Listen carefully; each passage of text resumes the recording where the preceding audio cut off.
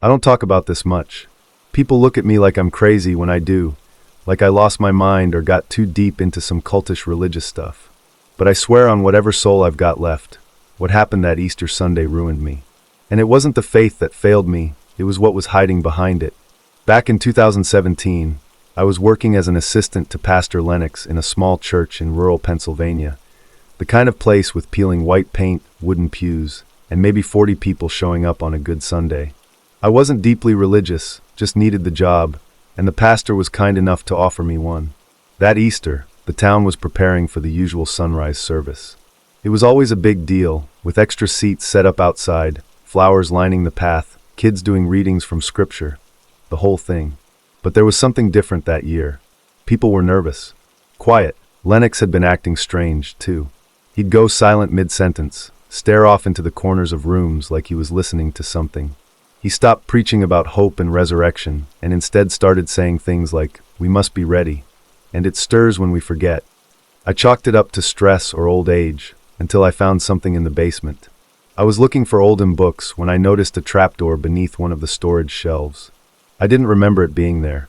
It wasn't locked, just sealed with a rusty latch. Curiosity got the better of me. I pried it open. There was a staircase, steep and narrow, leading into the dark. It smelled like wet stone and old rot. I used my phone flashlight and went down maybe 10-12 steps until I reached a small stone room. The walls were covered in symbols, scratched into the stone like someone had clawed them in. In the center was a circle of ashes. And bones. Animal bones. I hoped. There were old pages pinned to the wall with nails, written in what I swear was dried blood. I didn't understand the language, but the images, something winged and horned, curled into an egg, with people kneeling beneath it, stuck with me. When I went back upstairs, Pastor Lennox was waiting. I didn't even hear him come in. He didn't look angry. He looked relieved. He put a hand on my shoulder and said, "Now you understand why the town still gathers. Why the service matters." I told him I was going to report it. He said I wouldn't. And he was right. Because that night, I started hearing things outside my window. Not people. Whispers. Like voices trying to speak through the wind. And in the mirror above my dresser, I started seeing shadows that didn't belong to me. Easter morning came, and the service began at 6 a.m., just as the sun rose. Only it never fully did. The sky stayed this dark, bruised purple. Cold wind kept sweeping through the crowd. People were silent, too silent. No singing. No laughter. Even the kids were pale and still, like they were waiting for something. Lennox gave the sermon, but it wasn't about Jesus. Not this time. It was about the firstborn beneath. A creature that had slept for generations beneath the church, and how our yearly gathering was a promise, that we hadn't forgotten, that we remembered it ruled this land long before us. At the climax of his speech, he opened a small, locked chest beside the podium and pulled out what looked like a giant egg, smooth, black, and pulsing faintly, like something was moving inside it. Then he said, "This is the last year we offer prayers instead of blood." I stood up to leave, and that's when I saw it. The crowd was no longer human. Their faces had shifted, eyes missing, skin stretched, mouths twisted in silent worship, and every single one of them turned to me at once. I ran. I made it to my car, drove through 2 fences, and didn't stop until I was nearly out of the state. I never saw Lennox again. Never went back to that town. The church? It burned down a week later. No cause found. No investigation. The town barely even acknowledged it happened. But every Easter, I still hear those whispers.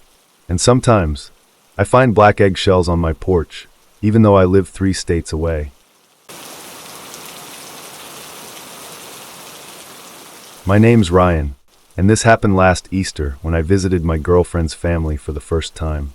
Her name is Chelsea, and she's from this small rural town in northern Maine.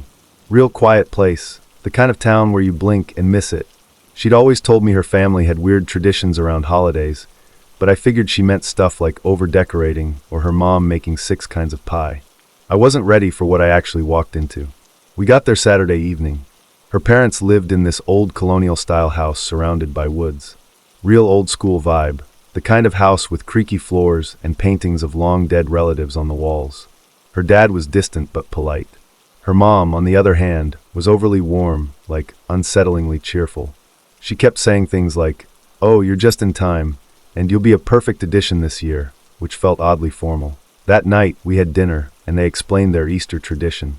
Every Easter morning, they held a family egg hunt in the woods behind the house. But it wasn't normal. They called it the seeking. I laughed, thinking it was some quirky family thing, but they were completely serious. Chelsea squeezed my hand under the table and whispered, "Just go along with it." I asked her more about it later, and she was vague, just said it was a superstition thing her grandparents started, and the family stuck with it. She'd never really believed in it, but said refusing to play was considered disrespectful. Still, something in her voice sounded off, like she was hiding something. The next morning, we were all woken up at dawn. They gave us baskets and led us into the woods, each person starting in a different area. There were rules, too: no talking, no running, and don't open any egg until we're back at the house. That last part stuck with me, so I wandered through the foggy woods, finding eggs tucked in tree hollows, under leaves, even inside weird stone piles. The eggs were all hand-painted, not the plastic kind, and felt heavy. I found 5 and headed back, but just as I turned around, I saw something move between the trees. I thought it was another family member, until I realized it was too tall. Like way too tall.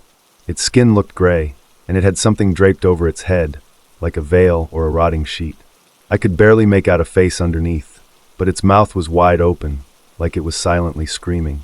I froze, thinking maybe I'd stumbled into some prank or costume thing. But then it started moving toward me fast in these jerky, twitchy strides. I dropped my basket and ran. Screw the rules. I didn't stop until I burst back through the tree line and into the backyard. I was panting, shaking, and when Chelsea saw me, her face went pale. She whispered, "Did you see it?" I nodded. Her mom rushed out of the house with this huge smile and clapped her hands. "Wonderful. You've been chosen then." I tried to explain what I saw, but no one seemed surprised. In fact, they looked satisfied. Back inside, they insisted everyone open their eggs at the same time. I tried to refuse, but Chelsea whispered, "You have to. Just do it." So I did. The first egg was filled with dirt. The second, tiny bones, like bird bones or something. The third had a clump of what looked like matted hair. I gagged. The fourth was empty, and the fifth had a single cloudy eyeball. I stood up, freaked out, yelling at them to tell me what the hell was going on. That's when her dad calmly said, "The woods take someone every 7 years. You saw it. That means you were marked. But you came back. You survived. You're one of us now." One of them? Chelsea wouldn't even look at me. She was crying. I stormed out of that house, drove until I hit a highway, and never looked back. I tried calling her later. Phone disconnected.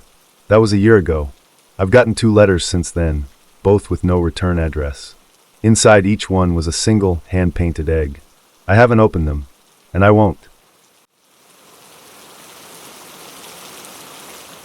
My name's Jenna, and I work at a grocery store just outside of Flagstaff, Arizona.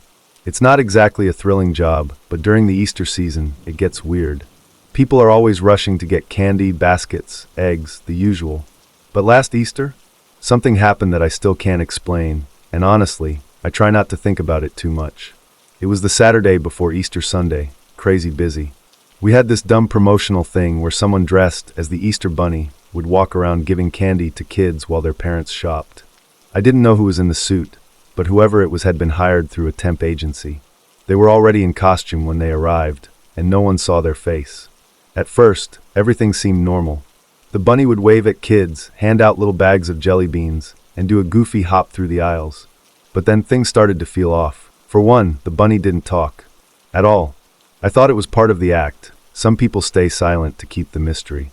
But when one of the managers tried to give them a break and motioned toward the back room, the bunny just stood there, motionless, for like 10 full seconds before slowly turning and hopping off, but not toward the break room, just deeper into the store. It creeped me out. About an hour later, I was restocking eggs near the dairy section when I saw the bunny again. Only this time, they weren't handing out candy. They were just standing in front of the glass doors, staring at their reflection. Not moving, just staring. I watched them for maybe 20 seconds, thinking maybe they were fixing the costume or something. Then they tilted their head slowly, like a dog hearing something strange. That's when I noticed their reflection wasn't tilting the same way. It was delayed by about half a second.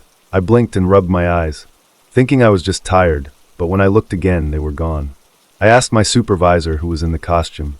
She looked confused and said the person had never checked in at the back. They were supposed to report to HR before starting the shift. No one ever did. That's when the announcement came over the intercom.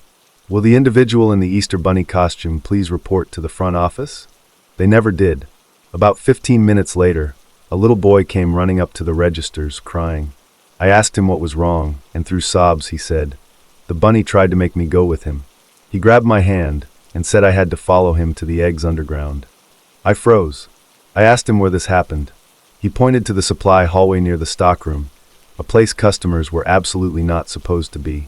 3 of us went to look. There were jelly bean wrappers all over the floor and faint footprints, oversized bunny ones, leading to a fire exit. The door was ajar, the alarm disabled.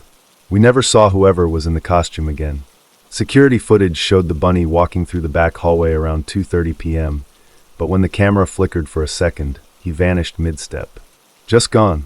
I quit that job 2 weeks later. I haven't stepped foot in that store since. And every Easter, I still see that face in my dreams. Not the cartoon mask, but what I think was underneath it, stretched, wet skin, and eyes that weren't human.